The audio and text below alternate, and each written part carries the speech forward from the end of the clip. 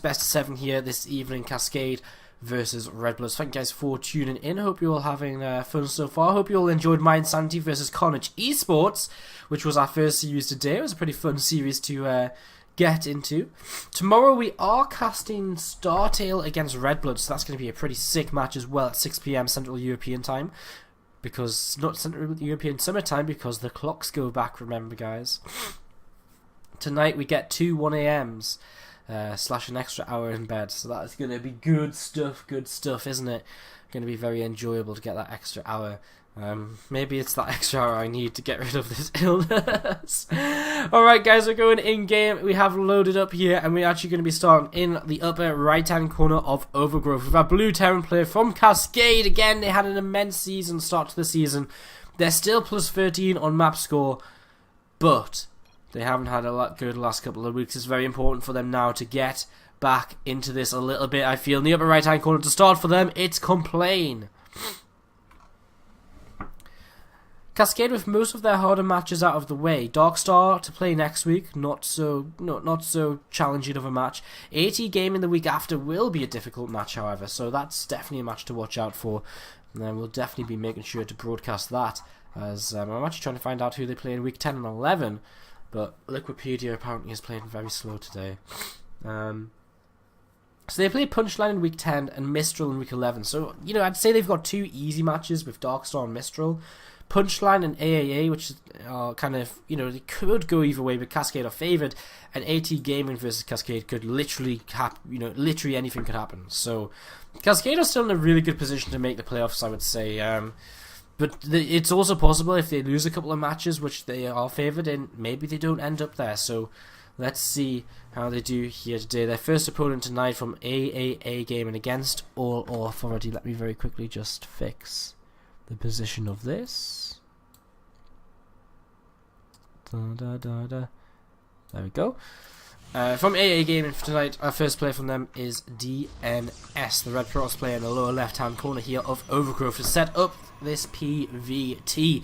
AA, they've been having ups and downs. They lost against Team MIA, which was a little bit of an upset, really, because MIA haven't been on top form at all. So a little bit of an upset there, but other than that, in general, they've been doing fairly well for themselves. 3-2 on match score, plus 3 on map score, some closer matches than Cascade have been having, and yeah, they're currently placed 4th, just behind Cascade, currently in the Group A of the Team League. We do have a gas opening here from our Terran player, and it is not a it is a gas first opening, in fact. So Complain opening up with a gas first can be very aggressive here at the start of this game against DNS, who is just running away with this probe now. He's got his scout off, and that's going to be great information for him to begin with here. So scout going to head down and out, and whatever else he wants to get up to as Nexus comes down on the low ground for DNS. So, good stuff so far, just standard stuff. You know, even gas first is becoming fairly standard in TVP. You know, not necessarily mega standard, but it's not like, oh my god, what's he gonna do? Because gas first is something we never see. So, it's kind of cool. We're gonna actually see a Reactor Talion opening here, it would seem. We are, okay, so we're gonna see a Reactor Talion opening. Could get a couple of mines out afterwards as well. No starport just yet. He's actually gone down to 1 worker in gas. So maybe actually just a couple of mines. A couple of Hellions, a couple of mines. Get the command center down and just go into a bio build from this point on. So Complain's not committing all too much to this opening, and we'll see exactly how much he wants to commit to it very shortly. But he's already got that command center on the way for himself, so it's not imperative that he does early damage, that he kills a bunch of workers with this. He has a backup plan from very early on, which we'll be able to fall back on nice and easily. So yeah, there's the first 2 Hellions popping out, heading across the map. Go Complain coming in from LeoZip in the chat, and yeah, who else are you guys supporting? Do let us know. I'm very intrigued to hear your guys' thoughts on this situation. These 2 Hellions come forward here, and they will be running straight past this first Stalker. Mothership Core going to get a little bit of damage down on them as well, but they should be able to pick off a couple of workers here, as they do get into this mineral line, and do roast away. There's 2 probes already, and now a 3rd, and shouldn't really get any more, but maybe 1 more, just doesn't get that hit off, and the Hellions do explode, leaving their wheels behind and a bit of whatever that bit of the Hellion is. A couple of Marines coming out now. I really just, yeah, okay, I thought we would. We have got mines on the way, and I think this is a very standard way to follow up a couple of Hellions nowadays. A couple of mines across the map nice and quickly, try and get a little bit of damage done, try and do a little bit of zoning of the Protoss player. But with the fast observer here, DNS isn't going to be in too much of an issue at all in terms of being able to deal with this. So he shouldn't be too worried here. And he's actually even got a second gateway already finished, so he's not going to be worried at all. So he saw gas first, he added on his second gateway just in case, a little bit sooner than usual. Bless me. The sneezes are definitely the worst. Yeah, these couple of mines are actually going to walk straight into the natural mineral line. Phone overcharge used here straight away. The observer's not in range just yet, but it will be very shortly. So observer coming in, and goodbye to the mines. So a little bit of a waste there. Complain not getting the best out of this opening. But again, it's not the end of the world either. He's got 3 barracks up. He's going into a starport now. The only thing he's really missing is an engineering bay. So maybe see that coming up in the very near future out of him. But other than that, things looking all good. As Observer actually comes across the map to see what kind of army Complain already has. DNS, he's going to drop that Robo Bay and just go and head into a very standard build himself here. As I'm about to sneeze, I can feel it. You know when you can just feel it coming? Now it's gone. The feeling's gone. God damn it! Why would my sneeze do this to me? Okay, well. Okay, I keep dying.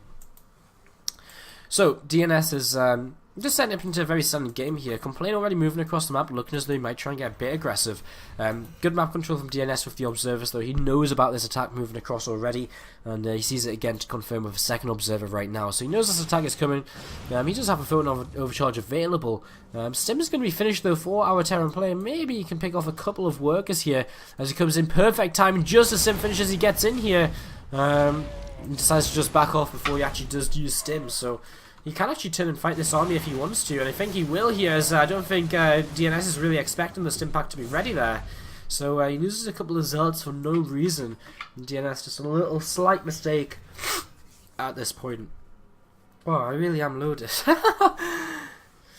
So, first Colossus is on the way out, and Double Forge is on the way as well. So, going to be getting into his upgrades as our Terran player getting into his upgrades also. +1 coming up for the bio. We've seen a lot of observers out, some great, some really map controlling observer placement. He's going to see anything coming towards him apart from something, maybe a drop from this eastern side of his natural. So, coming forward once again, the first 2 medevacs are out here. This is Complain's next opportunity to do damage. He stims a single Marine forward. He'll see the Colossus, keeps that Marine alive even. And we'll think twice about just running straight in there right now. We may just keep these units here as a bit of a pressure and load up the next group of units in the next 2 medevacs. As we do see some mines starting up in production as well. Kind of interesting. As a Stalker, sorry, a medevac going to give a bit of vision. Picks off a couple of probes there. Nice little play by Complain. 2 probes killed for no losses and keeps them Marines alive. Nice, cute little bit of play there. Something you wouldn't usually expect to see. And just dropping out them Marines once again here now. So, Forges are upgrading here. They're being chrono boosted as well, so 1-1 is well on the way for TNS, over halfway done. So upgrades in the long term may become a bit of an issue here for Complain, as his 3rd and 4th medevacs are joining the fray right now. He does split, he's just going to go for this fight. There's still only 1 Colossus, and well, I'm not too sure if he's just overcommitting a little bit to this. He is, as there's the 2nd Colossus, so now he's going to start taking more and more damage. His units in the back of the mineral line are doing a fair amount. They're actually going to start simming forward and targeting down probes. There's a couple of probes already gone from them. Complain actually does a fair amount of damage with this, I would say. He's killed 10 workers throughout the entire game, 11 workers, which is pretty cute. Blink on the way now for our Protoss player. He actually gets a drop away here as well. A couple of mines in this drop.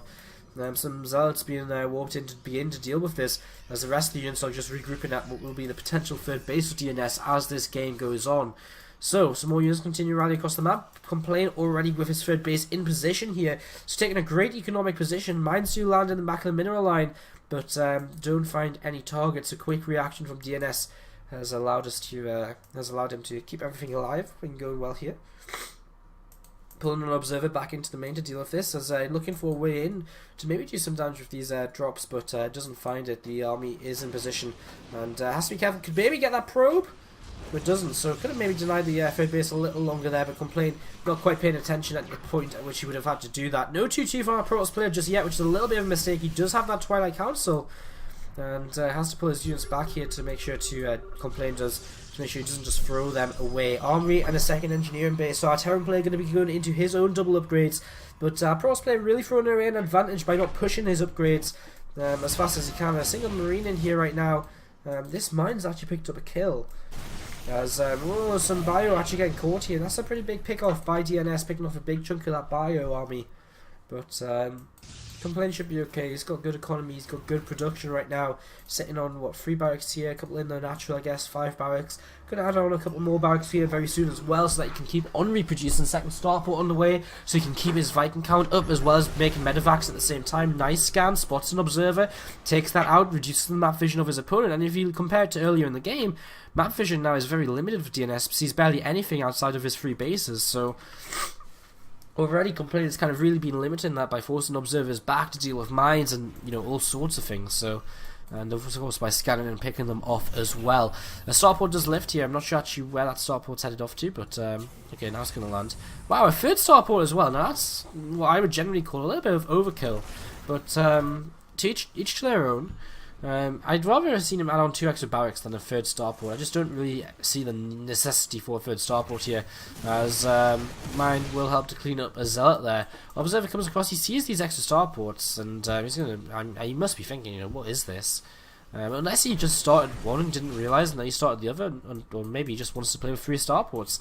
Now he starts to add on his extra barracks as well. His 4th command center on the way up, 2-2 on the way for both players. Slightly ahead for our Protoss player, and more mine drops continue to come in here for Complaints. He's going to be trying to drop here into the mineral line once again. And is DNS paying attention to this, as a couple of Marines just scouting around checking for proxy pylons in the game, and well, here we go, 1 mine, 2 mine, and DNS is not paying attention at all. So finally these mines are going to take some damage, but oh my god, a huge engagement here, and it's not a good one at all for Complaint. He's lost all of his Vikings already, gets a lot of units trapped in force fields. And, well, our Protoss player will actually disengage from this. The mines do some good damage, though. 4 and 3 kills, 7 kills in total. But all of the Vikings down. Thankfully, he's got 3 starports to remake the Vikings with. And all of a sudden, I guess, he looks like the smart guy, being the guy with the 3 starports to remake the Vikings with. So, well, we didn't really see how that engagement came about. I assumed Complaint was trying to come down into this position so that he could try and maybe be a bit aggressive onto this third base. But the Protoss player was a bit more forward than he thought it would be, and caught him a little bit off guard. He's still sitting about 40 supply up in this game. Temple Archives now on the way for our Protoss player, which is a little bit late, I would say. You know, generally as soon as that third base comes up is when we see that Temple Archives coming down, but a little bit late here for DNS. But he's going to get it anyway. Still a little way out from Storm, of course. 2-2 going to finish up here now for our Protoss player. Not far away for our Terran, as Protoss goes straight into +3 armor and probably +3 attack as well. Our Terran player's not quite got the gas for +3 upgrades just yet. Just a little bit gassed off for that. As at 190 supply, he's going to move forward here once again without Templar again. I mean, the Vikings are all you really need. A couple of Archons do get hallucinated to try and fend off this army. I don't think our Terran player is going to be all too scared of it, though. He's going to sim forward a single Marine. Scan would have been nice to see that they were hallucinations. It's not going to scare him, though, so it doesn't really matter. Blinking forward here, trying to pick off a few of these units before the battle begins. A couple of them Vikings, a huge concave for our Terran player. He's going to start kiting away immediately here, and oh my god, the Vikings are just going to decimate the Colossi. And as the Colossi fall, well, the Terran bio is doing an okayish job as well, and the last Colossus will just about fall here, leaving the bio against just gateway units, because again, that Archon's a hallucination. And bio units, they don't stand up well at all in this kind of scenario. And now we're going to see the sentries falling. Some more zealots coming in, so you might be able to keep some of these alive. The force field's hurting them zealots more than anything. And Complaint just simming forward. He's going to keep on picking off the gas units as he reinforces to deal with the zealots as well. Now he's going to pick up and get out of there. A good trade, though. Basically, entire armies were traded here by both players, and that's so important for Complaint because he's the player who's sitting on 4 bases with a constant income. And, you know, he wants to reset the Protoss player's army. He's become, you know, it's a Protoss army is expensive to replace. And Complaint should be pretty happy with that trade, I would imagine. As you can see, he's not trading as efficiently as his opponent, but with more economy, he doesn't necessarily have to. And that being said, he has to make sure he keeps his opponent off of these, you know, off of extra bases. With 3 starports, he's already back up to 8 Vikings, which is more than enough here to come in and fight 2 Colossi. EMP comes down on the middle of this. The army does stim, and the Vikings straight away take down one of the Colossus, and the second Colossi now will fall as well. One of the ghosts picked off at the back. There's Grim and Bio on the bottom. Whoa, the second Colossi survives. But Bio sims forward here. Well, I don't think he can take it on with these Archons. The Colossus does go down with reinforcements coming in from the top side. Units chased away from the right hand side. Complain is still trying to fight this. And he sims forward once again. He picks off an Archon, and that's probably, I would imagine, what he was trying to go for here. But now he's actually exploded himself to a blink. 2 medevacs go down.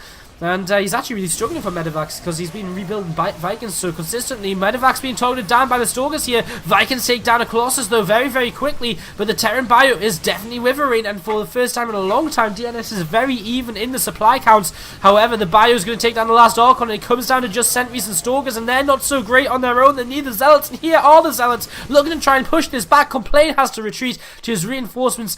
But it is still a 25 supply lead for him. 3-3 finished for our Protoss player. Plus 3 attack coming in now for Complain. So them upgrades are going to even up once again here in the next few moments as another command center is ready to go. In fact, that's his main base command center is flying over towards the gold base. So Complain keeping up his economy, keeping up his bases.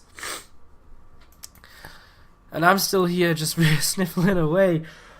Wow, 4th base is coming down the bottom right hand corner for our Protoss player, adding on a couple of Templar here. Has he invested in that Storm? No, he hasn't. So because of the lateness of his Templar archives, he's just never really found an opportunity to invest in Storm. And I mean, he can't really afford to because he's been under such kind of relentless aggression from Complain, and these engagements have been so close. A few Templar, 3 Ghosts right now. If they can EMP these Archons in a clump, that could be absolutely devastating as a single Marine spots this 4th base coming down, rallying straight across the map here. Single Zealot spots the army. DNS isn't too eager on engaging this just yet, as a scan reveals that he probably doesn't have enough Vikings for 2 Colossi. I mean, even with 8 Vikings before we saw it wasn't quite enough. And blinks forward here, he loses one of his Vikings. The EMP has come down. Complain's going to turn and fight this. I'm not sure how well this will go for him. The Stalkers are targeting down the Vikings. The Colossi aren't going to fall here. Time Warp comes down as well, and Complain is going to have to kind of just stim away from this one, try and disengage, but the Protoss army might just keep on coming towards him. He's going to stir step, and a lot of the Zealots are falling. There's another EMP available from a new Ghost as well. Our Protoss player turns around eventually. He takes the supply lead for the first time in the game, and Complain didn't really take the fight he wanted to take just then. He's going to try and maybe change the momentum a little bit, attack from a different direction.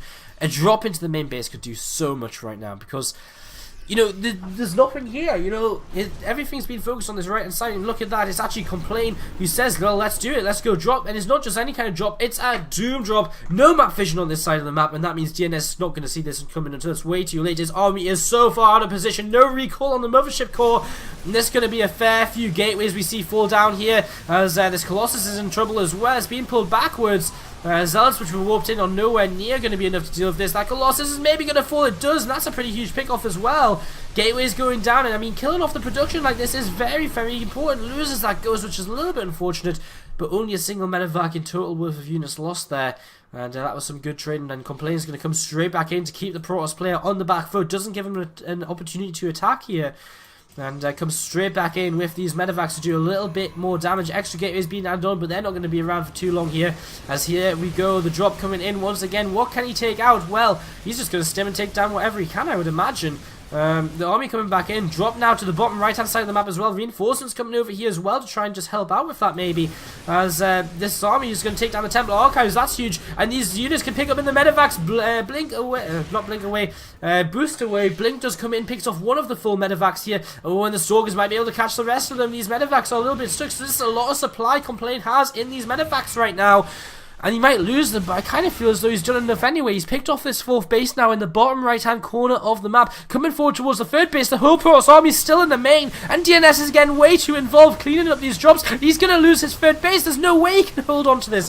His army is just out of position. And, well, I don't know. I mean, recalling over there's his best opportunity, but I don't think he can with the army in position. And there we go. His 3rd base falls. And all of a sudden, DNS is in so much trouble. What a back and forth game this has been so far, but it looks as though Complain is looking to take it to the distance and just probably close this out very soon. He's got a gold base mining now, remember? I mean, that's going to really boost his income compared to a basically 1 base Protoss player whose natural base is almost mined out.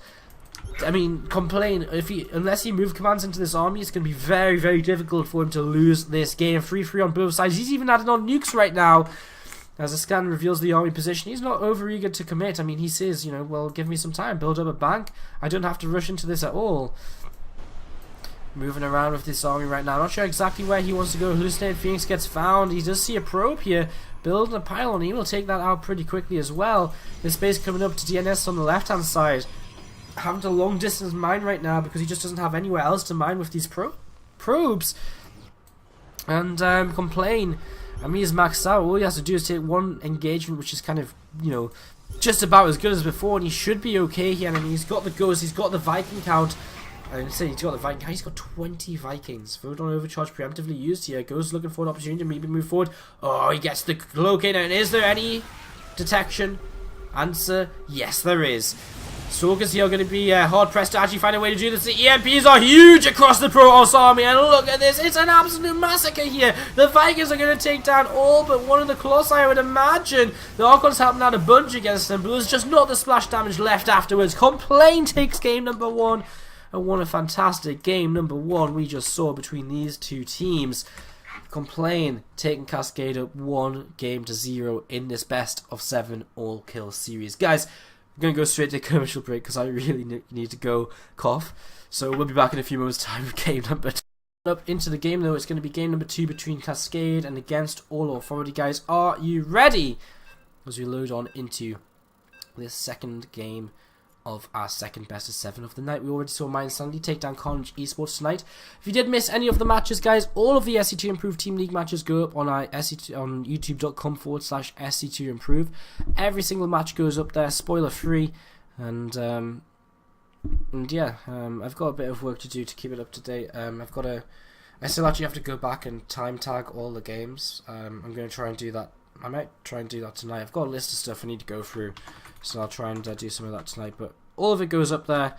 Tonight's matches will be up there as well, maybe even tonight actually. I'll do it straight after this because I think I'll do it straight after the series. So guys, let's go in game and introduce our players in the upper left hand corner, playing one hell of a TVP in game number 1 on Overgrowth. We have the Blue Town player from Cascade. Complain. Complain is a player who's just got better and better and better since the SC2 Improved Team League first came around. He just doesn't stop improving. Like, he just really doesn't. Like, he just never seems to stop. He just gets better and better. And like, I just don't. He just, it's crazy, right? He's one of them guys who I remember seeing and like thinking, oh right, he's pretty good. But to see him kind of go as far as he goes against all of these guys that he plays against nowadays. Is absolutely phenomenal. He's currently in the round of 8 of the SC2 Improved Summer League. He'll play against Tefl later this week to determine if he can make it to the finals day or not. So this is Cascade's Complain in the upper right hand corner of the map here on Deadwing. A very interesting map choice from our Protoss player. In the red, in the lower left hand corner from Against All Authority, it's Psionic. So, very intrigued to see how this game does play out, how these guys are going to go, what these guys are going to get up to. After seeing Complain play in game number 1, I'm extremely intrigued to see how it goes. He's opening gas first once again here. Obviously just seems to be the build he's most comfortable with. I don't think there's any real harm in doing this. Psionic will scout it again, but I mean, we saw last game, even though it was scouted, even though he didn't really do all that much damage with his opening, Complain was still in a pretty decent position. And you know, it's like, especially if he does what he did last game, where he pulls out of the gas, he gets his command set up quick, he isn't forced into having to, was this not a gas first? Was this just a, am I an idiot?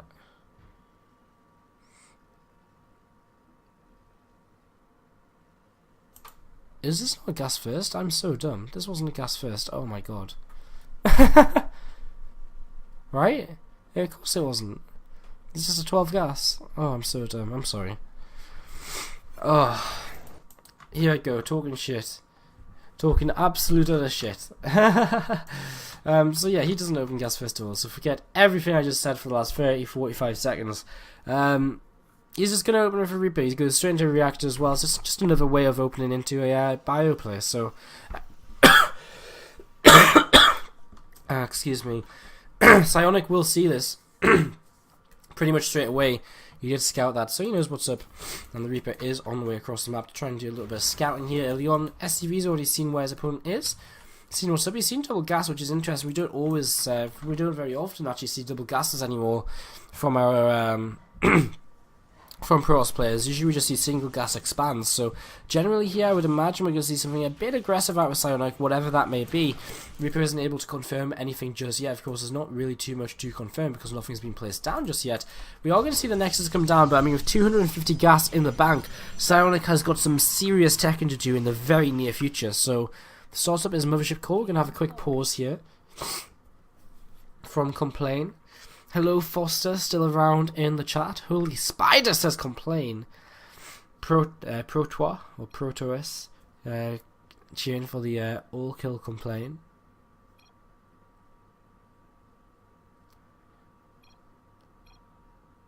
I have no idea what is going on. I can gather that there's a spider for Complain and he has to kill it or remove it from the premises. But I don't know what I'd have absolutely zero idea what Psionic's going on about. I'm not gonna lie.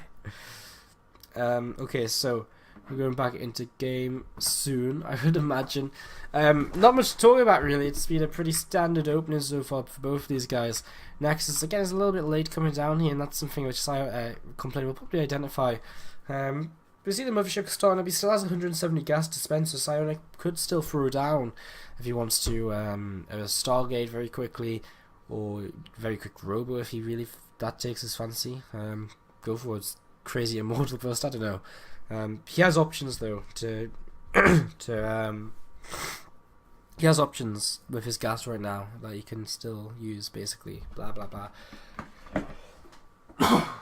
So, we're waiting to get this game resumed here. One hell of a game, number one, though. Complain. Absolutely playing his heart out in that first game against DNS. For a couple of moments, you know, for a lot of the game, Complain seemed to be ahead, but of course, them upgrades for DNS were really helping him out. The general fact that the Protoss army was just so strong was really helping him out. And there was a couple of times where DNS looked as though he might push through, but I think the drops, when they started coming in, that was really the damage dealers. And, you know, when they pulled that... you know, when they pulled the army into the main, he hits the third and the fourth. DNS just wasn't really prepared to deal with it, and yeah, a lovely story here from Psionic about a spider.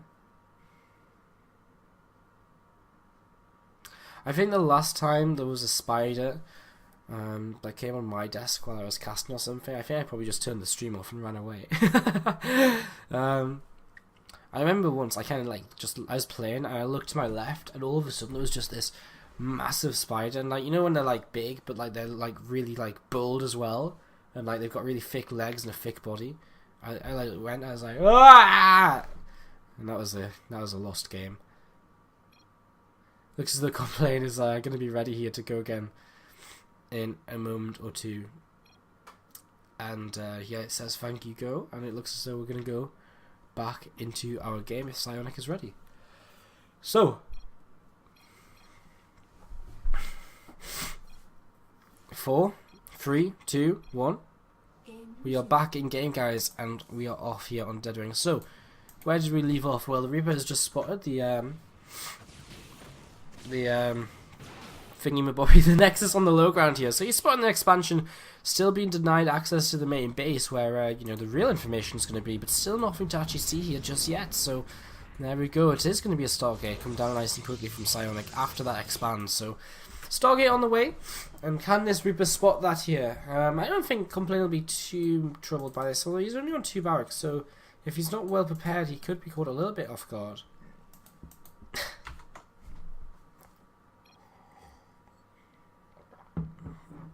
So this Reaper's going to try and jump up in towards the main base here. Up and up again. And he will actually be able to spot this Stargate. So great scouting here by Complain. Spots the Stargate and immediately sees what's up. And he's even going to get a probe kill. So not too bad. Probe kill, gets out of there. And yeah, not so bad of an opening from Complain. So comes back here and is actually going to grab a second probe kill as well, maybe even a third. Has to be careful here. I think Complain's very smart to move back there though. Okay, he's not going to get that probe either. So he's finally turned away here now. The Oracle is over halfway done. It's going to be heading upwards on the map very shortly. Already we have a bunch of Marines here. And, okay, complaints starting to creep me out now. He's got a bunch of Marines in his main base. His natural a little bit unprotected. He does have a mine on the way, as he actually splits his Marines up into 2 groups here to try and catch this Oracle, which is on the way in right now. So let's follow this Oracle in and see how well it's going to be dealt with. As it's actually maybe going to go around the obvious kind of direction and in towards the natural, where the mine is going to be nearby, and the mine's going to start getting targeted. Mine will go down, so mine down. Plenty of Marines though, and this Oracle has to be very, very careful, as still there's not actually too much to defend in the natural. And again, this was kind of my worry. There wasn't that many Marines around here, as maybe a mule goes down now. Okay, not quite. Oracle gets out of there with 7 kills. Isn't so bad. What was actually lost overall? Mine, 4 SCVs and 2 Marines. So not so bad from the Oracle. Oracle number 2 on the way in, and this is going to make things a little bit more interesting, as the second Oracle going to look to pick up some kills as well, coming in right now and coming in towards this main base where there isn't really too many Marines. A few Marines popping out, but they get dealt with very, very quickly here. So in fact, Complain going to take some major damage here. So this Oracle is actually already up to 9 kills before getting out of here. So comes back and, well, thinks twice about it. He might make it out of here. He gets 1 more to bring it up to 10 kills, and he gets out. So good damage by Psionic at the start of this game. Behind this, he's got his double forge on the way. He's got his robo facility up, so expect to just see a robo bay come down in the near future after that 1-1's been invested into. And yeah, thank you to Connor the Drunk in the chat, who explains to me that this is the Spider champion in League. Well, that just goes to show how much passion I have for StarCraft, because I don't know the League champions. Ha ha ha, joke's on you guys. Okay, Oracle comes back in here. This has actually picked up 5 more kills. 15 worker kills in total. Whoa. Interesting. So a bunch of workers killed, and a lot of Marines killed as well. 8 Marines in total in a mine. So it's kind of hard for Complain to find a point to move out. He doesn't have. He's got a starport on the way now with a couple of single medevac on the way. He's taking a lot of damage early on in this game. Cyrex in a good position. A drop comes in, and that's going to be dealt with by a photon overcharge here. Oracle's on the way back as well, as this drop's actually just going to unload here next to the Stargate. So I see one dead Stargate here in a second. This Oracle's going to die. That's a little bit of a mistake there by Psionic, as this Stargate continues to take damage. Now he's actually going to start targeting down the gateway, which is definitely more useful of a pick-off, because the Stargate unlikely to be used later on in the game. So Complain doing a good job with this drop, and will get away here quite quickly without too much of an issue. So Complain getting away here right now. Here comes the rest of his army, going to go for this big attack down the middle and come towards his opponent's natural. See what he can do here. First Colossus does begin right now, so it's a little while away. It's being chrono boosted. I believe it should be out just about in time to defend this, so it shouldn't be too much of an issue for him as these units continue to come downwards. So lifting up a couple of medevacs of units again. Looks like he wants to continue dropping. Has to be very careful because these medevacs are Stalkers are in position, sorry, and that will actually allow him to nearly pick off one of these medevacs. Pylon just died on the edge of this base. First Colossus is about to pop out, and this should make our Protoss player a hell of a lot safer. Though still a little bit of scary situation. He's supply blocked right now. 3 pylons on the way for him, as this group of units looks as though they are going to look for a way to move forward here. Might try and, if he's still there, he may have got that gas, because he's got the shields off of it. Pulls the units away here. The Force Field's not going to work against the Zealots, and then Vision coming down on this army as well. Sorry, Revelation coming down on this army as well. And with this split, this Colossus is in a little bit of trouble, being left very exposed. 1-1 is finished for our Protoss play. Now we see our Terran actually just deciding to back off here, backing off to a few reinforcements. Third command center on the way for him in position, so Complain is continuing on here. Observer is just gonna get away. Don't know if there's a second scan available to pick that up. Oh, now he goes back into the scan. Just staying alive here. Another force field catches a handful of units, not too many though. Complain turns to fight once again here and keeps trading against the Zealots. He keeps trading fairly well against these Zealots, I would say. As Silent can back off and go back towards his own third base. So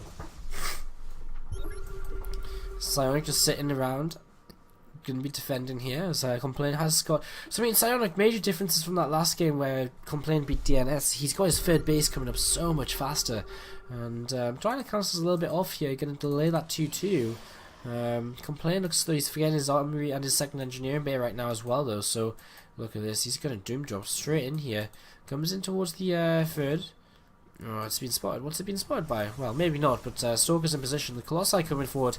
So unless these Stalkers stop the Medivacs from landing in the base, it's kind of still okay to drop. The units are going to immediately turn around for Psionic to come and start defending this.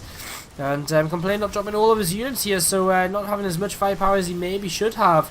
As he's now going to come away into the corner of this base, pick up and boost away in a couple of seconds. And Marauder and Marine are left over, as a few units are still rallying forward here. I need to be kind of careful for an overcharge used on this third base. These Medivacs still yet to boost, and it costs one of these Medivacs their lives.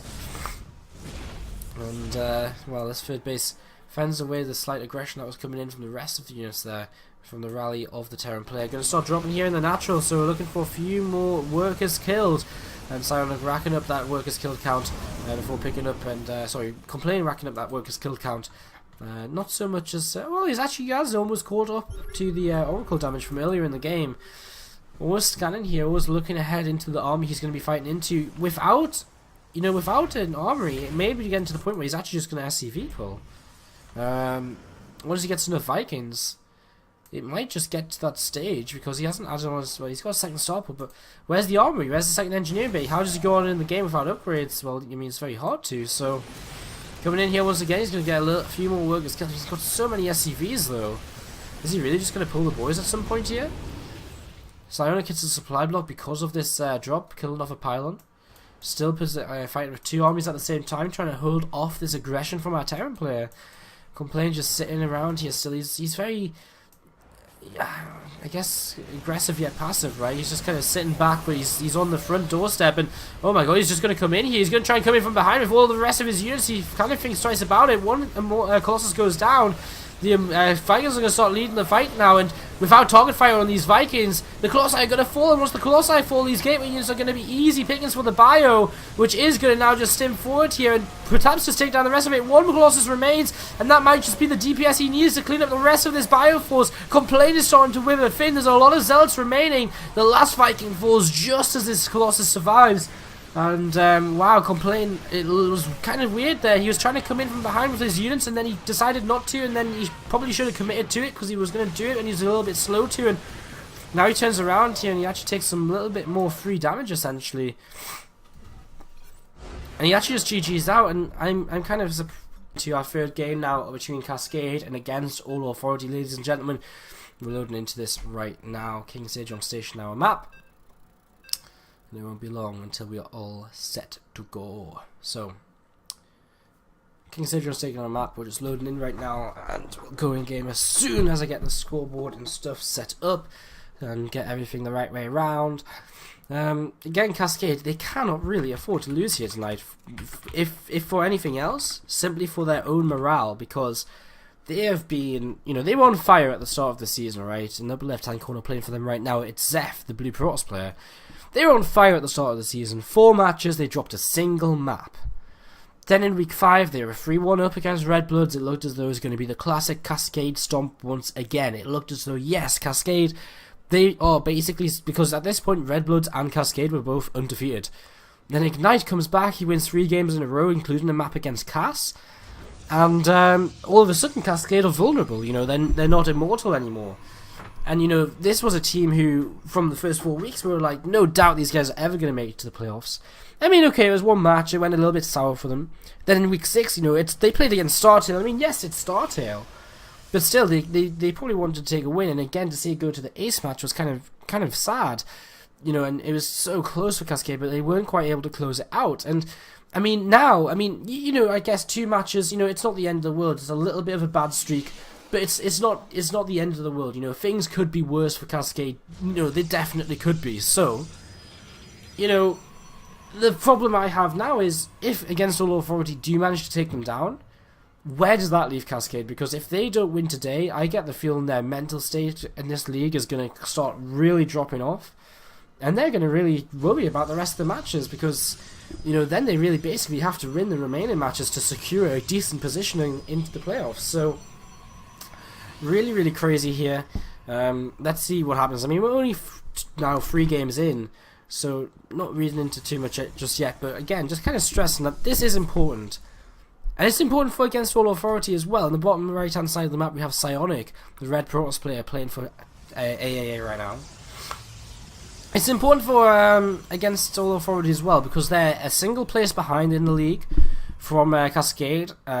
If they win tonight, they'll actually go ahead of Cascade and they'll have an extra match to play as well. So that actually puts Against All Authority in a bit of a better position. SC2ITL, they will be their opponents next week, and Red Blood's the week after. So I mean, AAA have a tough few weeks ahead of them. They do have a tough few weeks ahead of them. It's definitely not going to be easy for them. But, you know, if they can beat Cascade, what's to say they can't beat these other teams which have beaten Cascade as well? So, having only dropped out of the game here. He actually taps out straight away, so great, no real issue there. So, Cybercore's on the way up for both players here, pretty similarly timed. Gases are pretty similarly timed as well. Zeph is about 30 gas ahead of his opponent, but nothing too major to get into this PvP here on King Sejong Station. Warpgate started up straight away. Mothership Core immediately out of Zeph as well. Yet to see that coming out of Psionic though, as maybe he's just going to know he's not going to get straight away at all. So just going to wait a little while longer for that Mothership Core. Psionic is. So we're really kind of watching here, seeing what kind of tech these guys are going to be going into. And there we have it from Zeph. It's going to be the Twilight Council to start things off for him. So Twilight Council on the way down now. Psionic starts up his own Mothership Core. And we're still going to be, well, now we're going to watch on this side of the map to see what tech it's going to be. It's going to be another Twilight Council. So looking as though it's going to be one gate blink from both of these guys, or one gate Twilight into with blink opening space. You know what I mean. Basically the greediest kind of blink you can play with just a single gateway out initially. Unless one of these guys decides they want to go for DTs. Blink vs Blink is always very exciting, of course, because Blink vs Blink, it leads to these micro wars, which are very, very, you know, Blink's an awesome spell because the control, the micro you get out of it is really great. And when you see Blink versus Blink, it takes it to a whole new level. So that can be quite exciting. This probe was actually trying to buy some time, wait for the Mothership Core to pass before coming back to this watchtower, but unfortunately the Mothership Core has been waiting for it, and this probe will go down. So a little bit of a shame there for Psionic, whose Stalker is not going to be able to find too much just yet. Blink starting up for both players right now. Robo Facility very quickly though for Zeph. And for Psionic as well, so both these guys actually just looking as though they want to get these Robo Facilities up for observers. And more importantly in this scenario, is going to be for Immortals, because once you go Blink versus Blink, what does so well against Blink Stalkers? Well, Immortals is the obvious answer. So that's what we're going to be looking to see out of both of these Robo Facilities in the near future. Both players just looking to expand. Wow, so not even getting that aggressive here with this opening. Very simply just opening up in such a way that it's a safe expansion kind of play with Blink. Kind of cool to see both these guys deciding to go for the same thing. Zeph added a second gateway slightly faster. Now he adds his third gateway. Psionic just adds his second and third gateway right now. So yeah, this little probe from Zeph is coming across here, and is going to come up the ramp very shortly and probably get turned away by a couple of Stalkers which are awaiting him. But he will be able to see that his opponent's got an expansion. That's something which Psionic is yet to actually spot from his opponent. He's yet to spot anything apart from, well, he's yet to spot anything at all. So straight away here, Zeph actually takes a little bit of an advantage by seeing an expansion of his opponent. Psionic is starting up some pylons. He has actually gone up to 4 gateways in total, so he looks as though he wants to get very aggressive with this, while Zeph, he's actually starting up a Forge, so he's looking for the longer term kind of run. Immortal, Forge, you know, he's looking to sit on these 2 bases and macro up, whereas it looks as though Psionic, he wants to try and kill his opponent off early with a lot of Stalkers, more or less. So very different approaches to the next stage of this game from both of these players. And I have to say I favour Zeph's choice, because, you know, he shouldn't be too bad for him to defend in 2 positions on this map. He's going to have Immortals out, he's going to have +1 on the way. I mean, he's only got to last 2 minutes or so. It depends how much he uses the Corona boost. He has to last about 2 minutes before he has that +1 finish, and he's got an advantage in every single fight he takes. Now, Psionic's moving across the map right now, but again, with already 1 single Immortal out, Zeph's going to have a very strong army here. He just needs to see this coming. He actually gets a blink onto an observer and picks that off, so that's pretty nice. of course, Psionic, if he can overrun his opponent with Stalkers, I mean, it's kind of one of them things. If he can just come in here at the right time, second Immortal's on the way. There's not much to back these Immortals up right now, and that is the one issue. Hallucinated Phoenix going across the map, and that's going to be the information Zeph needs now, really. The information that his opponent is not going to, or isn't committing to Immortals, that he's attacking instead. We actually might just see a blink straight up to the high ground here. A lot of Stalkers do reveal themselves, so this is going to give Zeph a little bit of an idea that he's going to have to be played defensively here, but supply blocked. Not so great of a time to be supply blocked now. He does have 2 more pylons finishing, and of course the supply block was forced by that pylon being killed. But here we go here. He's going to come forward. Blink revealed straight away. Blinks away. I think Psionic maybe could have took that. That number of Stalkers against 2 Immortals and 2 Stalkers. He maybe could have took that. 3 more Stalkers warp in for him though. 3rd Immortal now on the way for Zeph. That +1's on the way, and that's going to make a big difference. He doesn't commit to it. I really do believe he can. I think Zeph's a little bit overeager there, actually blinking after that. I think these number of Stalkers can probably take down to Immortals. He's going to get this rover facility though, so he's going to stop further Immortal production. That's absolutely huge here.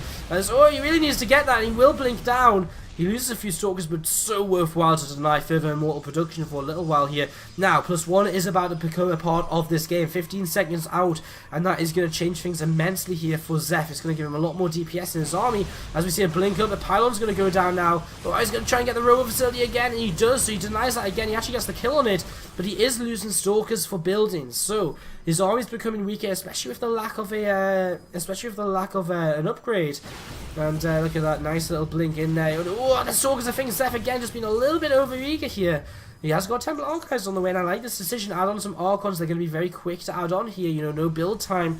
So you can just build them as soon as his warp gate's finished. And look at this again, blinking up. But this time it's a little bit more awkward for Psionic, because he isn't able to blink out straight away as soon as he needs to, because this army was well positioned by Zeph. So Psionic is still trying to find ways around this. +2 on the way for Zeph though. Psionic is adding on his own force. He's starting to transition himself right now.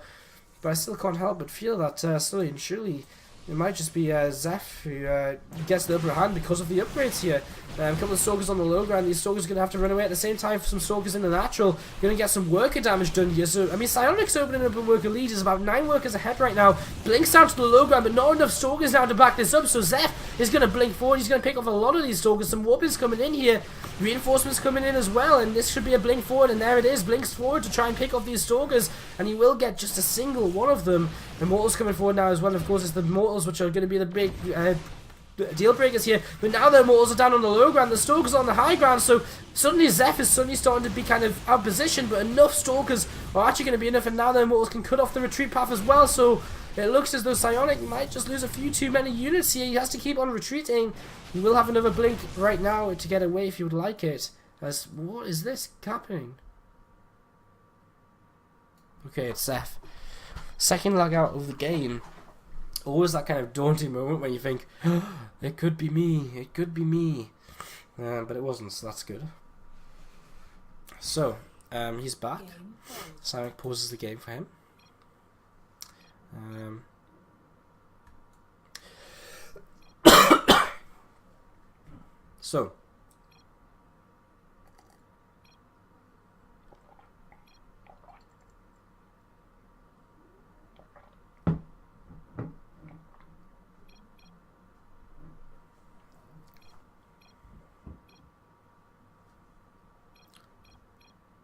So, we're back in game here, nice and quickly.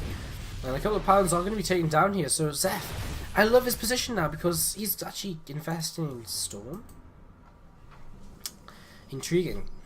But I mean, he can just go Immortal Archon from here. Like, he can go Immortal Archon, he's going to have insane upgrades.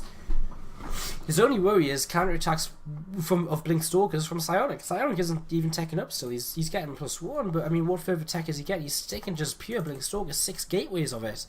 You know, no Immortals or anything like that, just pure Blink Stalker.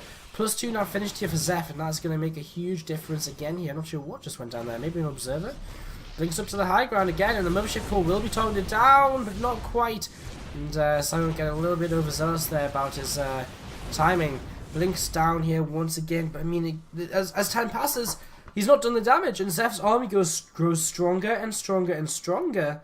And as his army grows stronger, Psionic gets into a worse and worse position in the game.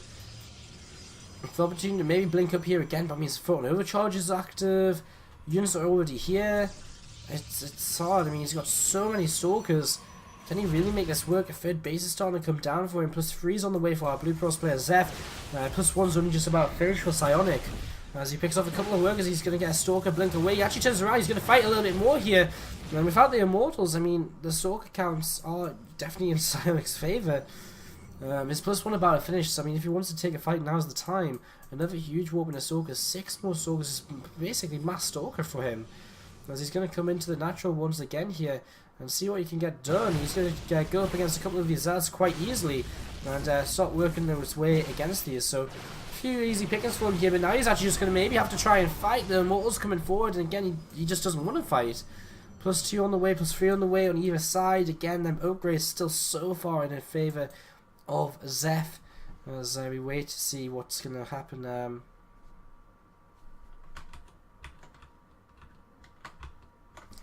In the next few moments.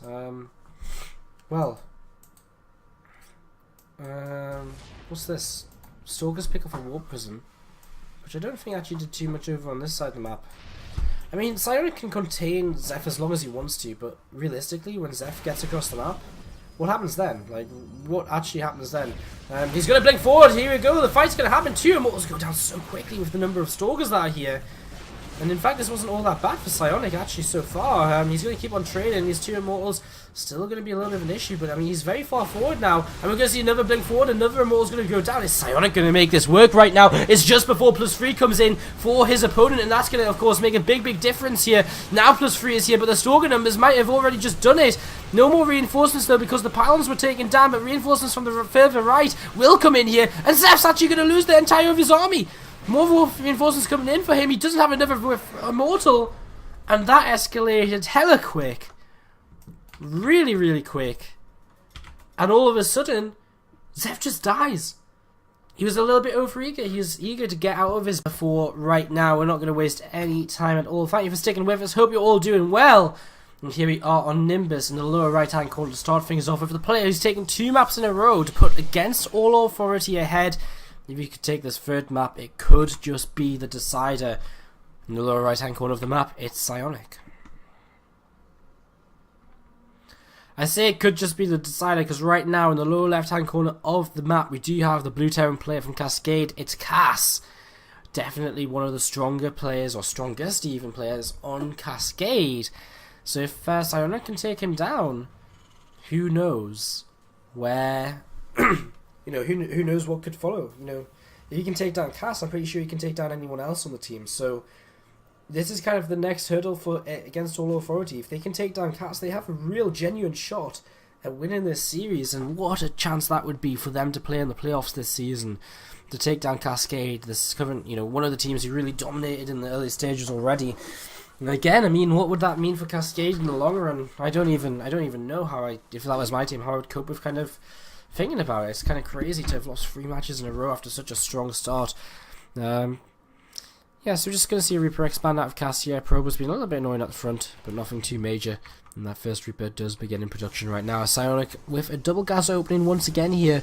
Not rushing workers into gas though, so yeah, he's not rushing his workers into gas. He's only got 3 workers in gas right now, so he's not rushing out that gas. But again, he could possibly go into the build he went into against Complain with the Oracle. So definitely a possibility right now. Good to just see a repeated build maybe. So command side will come up for Cassia very soon and very shortly. We're going to have a Reaper to follow across the map, which is actually going to go straight in the wrong direction to begin things off here, because Cass has not scouted with an SCV, so he has no idea where his opponent is, and now he actually will start to head in the right direction, which is going to be in the bottom right. So fortunately for Cass, he finds out where his opponent is straight away. How is everyone doing in the chat, guys? You're very quiet tonight. Like, really crazy, really stupidly quiet. How are you all doing? Come on, let me know. Let me feel the energy. Let me feel the hype for SC2ITL. I don't know. Excuse me. As this Reaper picks up a probe kill. Psionic taking a lot of damage here. Second probe kill now down as well. And Reaper will just be chased away by a Stalker, as the probe is going to throw the Nexus down on the high ground. And if that was a Mothership Core popping out, then that would have been a dead Reaper. In fact, it still is a dead Reaper. That's pretty huge for Cass. He doesn't confirm a natural expansion. He doesn't confirm anything. and he loses his scout information here in this game. So that's a little bit of a shame to have lost that Reaper early on here. Now he has actually stuck in gas, so he's going to go into a factory play. Now he's going to add on what I would imagine is some mines to the starport as well. No starport just yet from him. See if he adds that on to go for the medevac. He's adding on an engineering bay right now, so playing pretty safe because he is blind, so he has to kind of prepare for everything at the moment. And it could just be that this is going to be a defensive factory, maybe adds on a barracks with a tech lab and gets stimmed quite soon. So just preparing for everything. Turret in the mineral line here, as this stalker just patrolling out the front, just in case any probe, any SCV or anything tries to sneak up to get some information from his main base. Stargate about to finish, so it is the Stargate play once again from Psionic. And as the Stargate finishes, there's the Oracle being Corona boosted. Both turrets and the mineral lines, they shouldn't be able to do all too much, although it may still find a way to do a little something here or there. You know, still a possibility to pick off a couple of things as we get into this. So, Starport now on the way, a little bit delayed by Cass. I think just because he wanted to get his turrets up in time, make sure he wasn't going to be under any massive threat. So I think he's just playing safe by delaying his starport. And now the Oracle does begin to head out on the map. There is a turret in that natural mineral line as well, so pretty well covered here. Psionic's going to find it difficult to find an opening. Second Oracle on the way as well. 2 gateways behind this, and now the robo facility. So again, he's not going to find any way to do damage here in the natural. He will just turn around immediately. Oh, he avoids that mine in a very sneaky position here. He picks off one of these workers. And he's just going to go for the workers on the, well, he wanted to go for the workers built in the barracks, but not quite able to. And, how does he keep avoiding the mine in such a sneaky position here? He's going to get that SCV, and he should just get away now with this Oracle. So he keeps the Oracle alive, 3 workers killed, and the mine's all avoided. So, never mind moving forward here. This mine's still sat in position. As a second Oracle, did he actually commit to the second Oracle? No, so he cancelled that. Double Forge now on the way. Psionic's is going to start building up towards the mid-game. Hello, Nervo! How's it going? Thank you for cheering up the chat a little bit. Hello, DRMMX as well, who's saying go Psionic hype. Good stuff, good stuff. Good to see someone's alive out there in the chat. Always a good sign. Right, so Drop has brought mines into play here. And some marines as well. Dealt with pretty quickly here by Psionic. This mine is going to get dealt with quite fast because there is an observer out somewhere because it was just attacking the mines. Where's the observer gone? There must be an observer. Okay, it's coming back. So mine's going to get dealt with here pretty quickly. This mine in the back, just with a single kill, will be the next target here. A few stalkers warping in. Go Cass from Dark Luxors and Cass Hyde kill toss from Slopodarin as well. So they are and Slopodarin saying you're here and they are well as well. So that's good to know. Good to know. Good to know. Good to know. As this game started to just open up a little bit. 1-1 on the way from these double forge for Psionic. +1 on the way for Cass from that engineering bay he got early on, getting his double upgrades now in terms of Stimpack and combat shields off a couple of tech labs.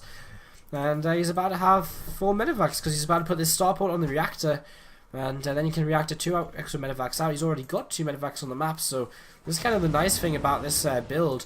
You get these, you get so many medevacs out nice and quickly, and you can be very aggressive with it, as we're about to see Cass being. Loading up the double dropship, heading towards the natural of his opponent. Feeling as though I'm about to sneeze again. Okay, so these couple of medevacs coming in towards this natural expansion, and here we go, dropping off, and Psionic does not have anything in position to deal with this, so just has to pull the probes away. Foot and overcharge will be used here immediately. Should probably be targeting down the medevacs so that you can try and shut down any retreat, but isn't quite able to do that there. So medevacs escape there. Nice damage done initially by Cassio. It's a little bit supply blocked right now. Gets out of there pretty quickly though. And looks to be changing direction right now. Robobait is about to finish, so we're a little bit away from Colossus coming onto the map. And these couple of medevacs coming around the right hand side now, looking as though they're going to land in the back of this main base here. Try and do a little bit more damage, and well, not quite able to because Psionic's on top of things. He's going to block this out before he even gets the opportunity to start dropping in. These 2 medevacs turned away as well. So Psionic doing a good job defending right now. Adds on the Twilight Council. Cass with a 3rd command center floating out now. So he's going to start taking the pretty standard faster 3rd base, which we see Terran players take. Paparos player can sit back a little while. Tech up here, gets 2-2 rolling. I mean, he's a huge upgrade advantage already. 1-1 against only +1. If that Twilight Castle was a little bit sooner, it'd be a little bit better for him. Could have started +2 already, and just kept that a little bit further. That upgrade advantage a little bit further ahead. Not really too much going on in the entirety of the game. I mean, we're just going to be seeing what I imagine is going to be a very. I mean, analytically, what's there to say? There's 5 barracks up for Cass, so he's got his mid-game production going. He's going to be making Vikings to deal with the Colossi. I mean, Psionic wants to take a third base, and this is going to open up the opportunity for Cass to maybe start dropping a little bit more, because of course now Psionic's going to be really run thin, kind of running thin, trying to defend all his different bases. So this is the best opportunity for Cass to maybe move forward and go for an attack, but he's actually pulled back all of his dropships, so he's going to just give up on that. Could just go for a straight up single frontal attack. As yeah, so some rocks, plates, whatever, being killed off here by Psionic as an armory and an engineering bay on the way up here for Cass. So again, into his own double upgrades as 2-2. It's about a quarter of the way done for our Protoss player. Observers in pretty nice position to spot anything coming across the map here, and Cass still only on a single starport. No, he's got a second one and it's just finished a reactor. Okay, so he's going to be able to start really increasing his Viking numbers in the very near future. And that's going to really help him out against this Colossi account, which Psionic is beginning to build up here in this game. Now, one thing I did see in that last game from Psionic, which was maybe not so great, or not last game, his game against Complain, he wasn't so great at targeting down the Vikings with his Stalkers, and that's going to be absolutely crucial here to kind of stop Cass. Because if he can target down the Vikings, then all of a sudden his Colossi lasts so much longer. And he's going to have an army, but if he doesn't do that, if he can't get rid of them Vikings, and he just lets the Vikings fire at free will, he's going to get absolutely steamrolled here. So that's something we're going to have to watch out for as a scan comes down, and an observer's taken down, and our mine's going to move forward along with the rest of this army. Stalkers are going to reposition themselves here. Cass in a cute little position though, because from here he can even go into the natural still, if he really wanted to. As Psionic going to lead with the Stalkers again. Going to look for a couple of them picks, and here we go, and he's going to get, whoa, not quite one. Okay, he does get one Viking here. As Photon Overcharge comes down immediately. Might have been better used for a Time Warp, perhaps, as 3 medevacs of using 4 medevacs units will go straight to the natural. This is kind of the abusive position you can use on Nimbus. Just go straight from the attack on the third base in towards the natural, and how does Psionic deal with this? Well, he moves forward to just take the fight, and he's just given up his natural, because there's no way he's going to be able to deal with this at all. Without bringing his whole army in here, so he's going to actually deal with this mine. His natural now falls, but what else does he do? I mean, he just doesn't have an answer to this at all. And Cass is going to take down the entire of the natural. He actually leaves the gateways up. Now he's going to start taking these down. The army comes back to begin dealing with this, but I mean, really, like a little bit too little too late at this point. The natural's been cleaned up, and Cass has done the damage he needed to do here in this game to get himself into a pretty decent position. So Cass now just fall back. He starts with a bunch of bunkers because he knows the only way he really loses from here is if his opponent comes across the map right now and kills him. And I mean, it's possible. It could be possible, but Psionic's not going to let it happen. Drops come straight back into this natural, which is trying to be remade. Stalkers do have blink, and they can maybe blink on top of this, and they get 1 medevac. Not quite the second though. But a small little victory there for Psionic as he takes down a little group of units of Cass. So Psionic's going to try and stay in this here. He's going to stay positive. He's going to say, re-establish my base, keep building up, and let's go. No Templar Archives though. And without Templar Archives, of course, it's going to be a little bit of an issue as Mothership Core getting caught mid-map a little bit here. Blinks forward with 3 Stalkers, loses a Stalker for a medevac. Pretty decent trade here by Psionic as these Colossi getting some pretty nice free shots off. Now we do see these Stalkers blinking forward. The Vikings are attacking these Colossi, which need to keep moving away. The Stalkers getting caught by the bio though, and there's just not enough. There's just not enough here at all, and the Vikings going to take down, well, pretty much all of the Colossus. As now there's 5 Stalkers continuing to retreat. If another Colossus will join the fight here, as Zealots without charge are going to be impossible to use. And, well, he keeps 2 of the Colossi alive, but is it really going to be enough here? Some Marauders stimming forward. Not quite enough to take down the Colossus, so actually Psionic staying in this a little bit longer. He's going to start turning this away. Cass still just has so much, and he kind of knows it here. He's moving forward once again, picks up a few more Stalkers. And some few Zealots are spawning in right now. turning this away once again. It looks as though Cyberlink is basically on his last push of the game. I mean, oh my god, I just looked at the supplies and it's like 80 supply down. You can just see it though, he just doesn't have much, and now Ghosts coming in for Cass as well. Another wave of Vikings is what he needs to take the Colossi down. Once the Colossi are dead, guess what? There's no bio. Oh well, there's no gateway units to really stand up to it. And that's pretty much it. One more Colossus pops out here. Another one in production, but it's not going to be enough at all, surely here. Cass doesn't even have to move forward to finish his opponent off. GG is tied, and the series is level pegging once again. 2-2 in this best of 7 all-kill series. We're going to be going into Game 5, guys, in a few moments' time. And against all authority, you have to pick their next player very, very carefully to determine who they're going to send out to try and take down Cass, because if they can take down Cass now, they have 2 lives essentially to try for match point, and that would be huge. So guys, we're going into a quick commercial break. Thank you for tuning in. Hope you're enjoying the show. Let's very quickly do some Twitch shout outs. If you're enjoying the show, make sure to hit the follow button on Twitch. Shout out to Fordins, who's hit that follow button on Twitch. Hitting the follow button is the best way to support SC2ITL, because it means you can come back again in the future, and or you're more likely to come back in the future because you'll see when we're live.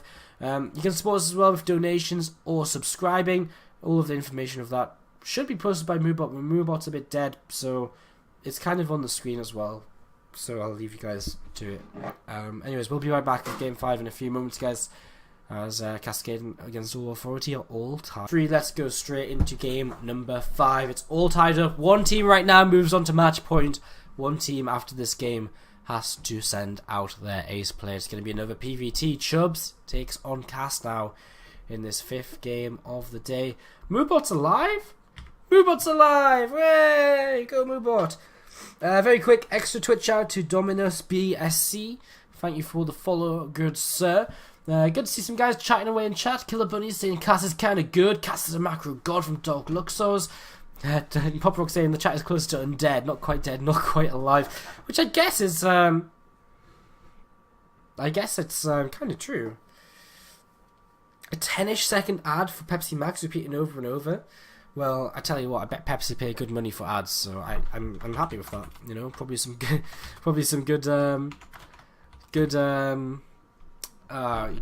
revenue coming in, right?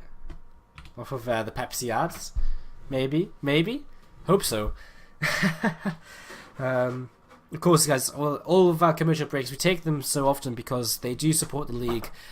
We're aiming for Season 3 to make Season 3 completely sustainable. So we're hoping to basically break even on Season 3. And I believe we're kind of on track to do that. Kind of, so yeah, that's pretty awesome actually. If we actually managed to do that, it'd be amazing. Like that's kind of a stepping stone in tournament organising, which is amazing, I guess. Quick pause from Chubbs here at the start of the game. Cass says it's good to go, so we're going to start and actually introduce our player now. In the lower left hand corner, our teal Protoss player, a very important player for Alien Invasion in Season 2 of the Team League before coming across to join against all authority. The French player here is Chubbs.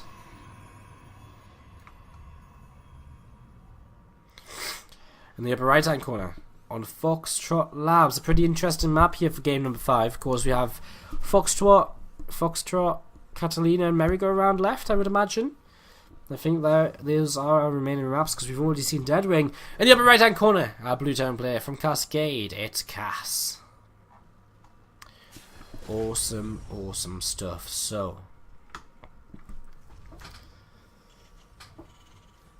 very excited to see how this goes.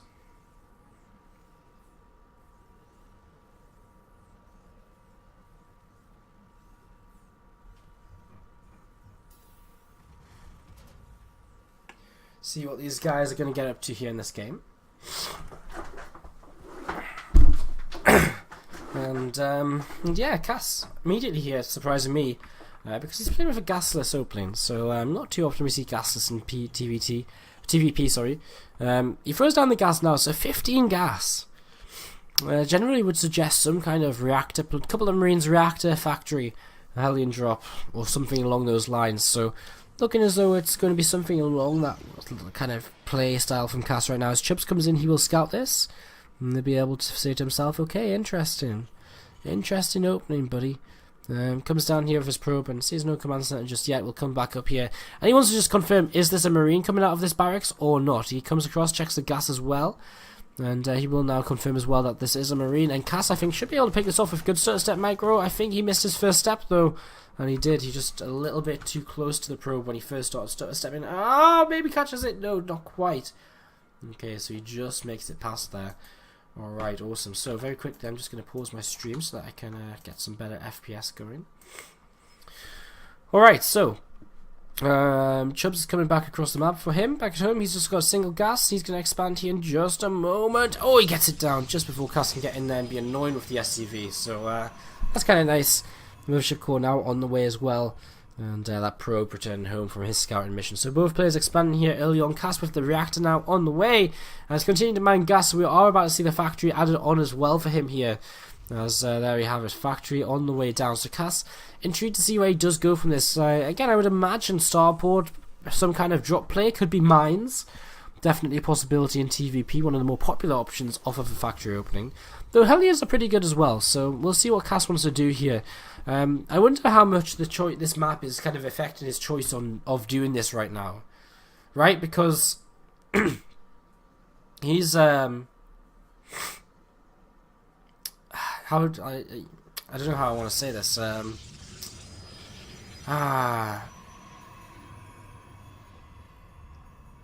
don't know what I'm trying to say.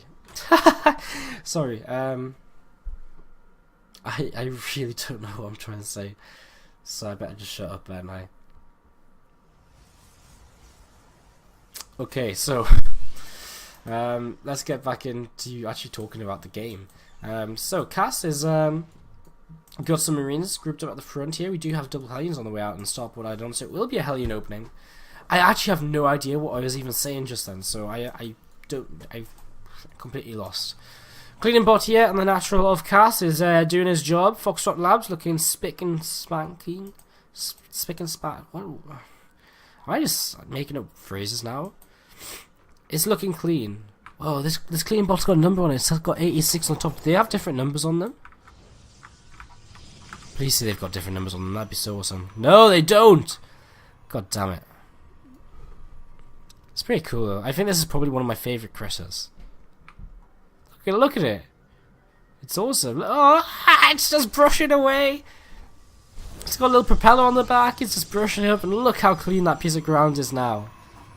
Look how clean it is. We have a probe coming up to the top side here. Chubb's opening very safely. A couple of gateways already coming down. Whoa, 5 gateways coming down. Whoa, what's he doing? Chubbs is basically looking for a counter-attack here, I would imagine. He's basically going to say, I'm going to completely deny your aggression and counter-attack you before you're really ready. So Chubbs is kind of a step ahead in this game, thinking ahead right now. 8 Marines coming to drop in towards the main base, but plenty of Stalkers here. And here we go, Medevac coming in. 1 shot, 2 shots, half hit points on this Medevac right now. As the Hellions now do come into the natural. Photon overcharge maybe going to have to be used here. These pros are in a little bit of trouble. So there's the photon overcharge. How many workers can these Hellions get? As at the same time, this Medevac's going to come in towards the main. Some Stalkers already warped in here. There's nothing at all for Cass. Oh, this is so bad. This counterattack's going to do loads. Oh, Chubbs is actually moving across the map. He's got 10 seconds. Oh, the Medevac's going home. This is really, really bad for Cass. Because he's lost his Hellions. Oh. Ooh, whoa, whoa. This might be game ending. Coming in here, a bunch of Stalkers, and I mean, Stim's not ready. A single Marauder comes out. There's a single mine there in that mineral line. A Marauder and a couple of Marines on the high ground right now. I mean, this is crazy. The Marines are going to start dropping out of this. Medevac's targeting the Medevac, Chubbs, and you could get some really good kills here. He isn't quite able to do that. A load more reinforcements coming in. These extra Stalkers are going to make this absolutely huge. And honestly, there's not that much right now. The Marauder goes down here very quickly. This mine is going to get targeted down. This SCV is being pulled once again. Cass losing a lot of workers right now as these Stalkers keep moving forward here. Is this going to work out? There's 2 Medevacs in the sky as one of them is almost about to go down. Nearly targeting that down. Workers continue to fall. A couple of Zealots would do work wonders here. As coming forward again, he actually picks off the medevacs, and now the medevacs are down. Cass may be in a lot of trouble. Another wave of units coming through for him. Still losing units as more stalkers are coming in. A couple of zealots as well to help tank, and that will definitely be well done, and well done, GG. Chubbs does it. He takes us to match point for against all authority. Cass has fallen. And that was one hell of a smart play. That was ridiculously smart. Like Mask as their final player who has to win 2 maps in a row. And I mean, I actually haven't seen Deathmask play in a long time. So he is the player in the lower left hand corner here for Cascade.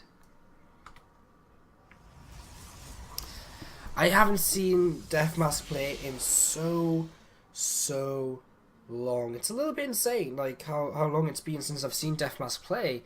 The last game I actually remember casting of Deathmask might have even been in Season 2, maybe even Season 1.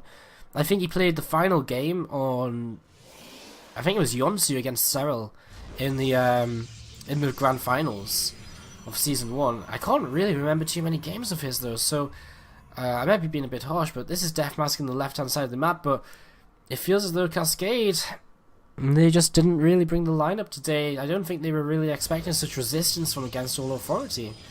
Complain saying in the chat that Anonymous may have, they think Anonymous has fallen asleep, so, I mean, that could factor into it. I mean, they may not have been planning to play Deathmask, but now they kind of have to, so we'll see if it works out for them. In the lower right-hand side of Catalina, we have our teal Protoss player from against all authority, ladies and gentlemen. It is Chubbs. So, very exciting to see Chubbs here and playing well once again. Again, such a huge player for Alien Invasion in the last season, and intrigued to see how much he can do for against all authority here today. Again, it's kind of crazy because, like, I don't know how to say it. Like, these guys are, I don't know what to say. Like, yeah, I don't actually know what I want to say. Like, if they actually win this now, again, this is I mean, I said this much earlier. This is a huge match if they win this, because A, it's going to completely break Cascade's morale in the SC2ITL. 3 losses in a row after not dropping a map in 4 matches is insane, and it's also going to put them worryingly close to kind of dropping out of playoff position. Against all authority, winning this, go ahead of Cascade in the league, and by going ahead of Cascade, all of a sudden against all authority, they're in a prime position to make the playoffs with some tough matches upcoming. So this is a team Cascade really don't want to lose to, because they want to keep their playoff chances as alive as possible, basically. So we'll see what happens here as Deathmask does leave the base finally. Our opening builds are very similar so far. No real faster warp gate or faster gas or anything like that. Twilight Council for Chubbs, the first tech of the game, and a Twilight Council for Deathmask. So Chubbs going to get immediately an advantage here, because he's going to see that this is a Twilight Council building with this probe he had in his opponent's made base still. So he knows immediately that this is Twilight versus Twilight. And I wonder if he maybe tries to metagame a little bit. I imagine he wouldn't. I imagine he wouldn't try and go straight to Dark Shrine, because generally with Blink builds you do get that fast observer out anyway, just to help you with some high ground vision. So I'm imagining that, as Chubbs is actually still heading across the map with his Mothership Core, looking to try and maybe get some damage done over here. And yeah, so this 2 gateways being added on right now for Chubbs, a single gateway added on for Deathmask. As this is going to be a much more aggressive version of Blink play. It's going to be a much more aggressive Blink than when we saw Blink versus Blink earlier in this series between Psionic and Zeph. Coming in here, this Mothership Core going to start picking off some workers, and, well, there's not actually a Stalker nearby, so that's going to be 2 probes killed, 3 probes killed, maybe a 4th before we actually see this going down. He's going to recall because Photon Overcharge is popped. That's actually kind of cute because it wastes the energy on Deathmask's Mothership Core, so kind of cute as 2nd and 3rd gateways do finish up here. Warp Gate finishes as well, so Warp Gates are now on the way. Blink being Corona boosted out. Deathmask has invested into a Robo facility. It's going to be Chubbs who's going to be skipping that because he has the scouting information. He knows his opponent's not going for Dark Shrine. So he doesn't see the need for Robo, and he is just going to play this out straight away with just a lot of gateways, a lot of Blink Stalkers, and see what he can get done with that. So, moving across the map here, right now we have the Stalkers of Chubbs coming across. Let's see what they can do. as they move across the map. I'm not too sure, man. Like, I'm not too sure at all. Like, can Deathmask hold on to this? He's expanding right now. I don't think he realizes quite how aggressive Chubbs is going to be. I mean, this expansion is going to get forced to cancel here almost immediately. There's no doubt about that. So this kind of next gets cancelled immediately here. This is actually Chubbs' pylon. I didn't actually realize that. Chubbs is actually going to come to the high ground here. There's no Photon Overcharge available, and Chubbs just has so much. He's going to come straight in. He doesn't even have to target the Mothership Core. There's so little energy on it. And Deathmask just has absolutely nothing right now. GG called straight away. He had an Immortal halfway out, but it just wasn't anywhere close to being in time. And against Solo Authority, take the series 4 games to 2. Cascade's worst defeat this season. This is the first time this season they've failed to take 3 maps in a clan war 7 weeks in. Now that's impressive. But with 3 losses now in a row, their playoff position becomes a little bit harder to confirm. I mean, they still have I would still say they have a couple of easy matches again. Okay, let me just put this up a second. So yeah, they play Darkstar next week, AT Gaming the week after, and then they've got to play against Team Mistral, and there was one more team they have to play against. Punchline. So, I mean, Punchline's probably kind of the same skill as against Solo Authority, so they're going to have to really try hard there. AT Gaming could defeat them. Last season's champions could defeat Cascade, and then Cascade, I mean, if Cascade lose to AT Gaming, Cascade actually do suddenly become very, very troubled in terms of maybe not making it to the playoffs. It's the only 4 teams that get through, and 4 losses in matches is about that cut-off point, so it's stacked in Cascade. They've just fallen apart from what an amazing start they had to the season. They really, really have been. Guys, yeah, I don't know what to say. I'm completely shocked by the result. 4-2 against All Authority.